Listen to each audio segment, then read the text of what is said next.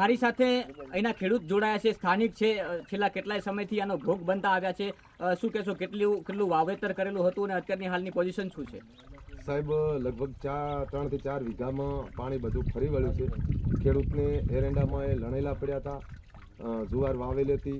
2 દિવસથી આજે સવારનું પાણી કેનાલ તૂટતા બધું ફરી વળ્યું છે અને ખેડૂતને બહુ મોટું નુકસાન છે સાહેબ.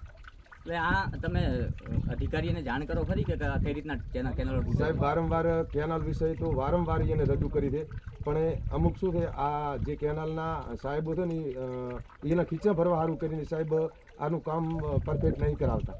તો આ જે અત્યારે જે હાલ પાક નિષ્ફળ જાય તો આનું વળતર કોણ આપે? સાહેબ હવે ખેડૂતને તો રૂવાનો દાડો આવ્યો છે ને, કોણ આપે તો ઉપરથી તો આપે છે કે નહીં આપતા એ મને તો શું સાબુત સાહેબ. ઓકે, તો આવા ખેડૂતોને મોટા પ્રમાણમાં નુકસાન થાય છે અને આ નુકસાનની ભરપાઈ પણ કોઈ કરી નથી આપતું, એટલે ખેડૂતને આખરે રોવાવારો આવે છે. એટલે ક્યાંક ને ક્યાંક આ ભ્રષ્ટાચારીઓના જે ખીચા ભરવાના છે એ સરકાર દ્વારા બંધ કરાવવામાં આવે તો જ આગામી સમયમાં અહીંનો આ જે સ્થાનિક ખેડૂત છે, અહીંયા જે જગ્યાએથી માઇનરો કેનાલો નીકળી છે ત્યાંથી આ ખેડૂતો બચી શકે. કારણ કે પાણી તો ખેડૂત સરકારે પહોંચાડ્યું છે ખેતરે, નવાઈ નહીં, અભિનંદન છે સરકારને.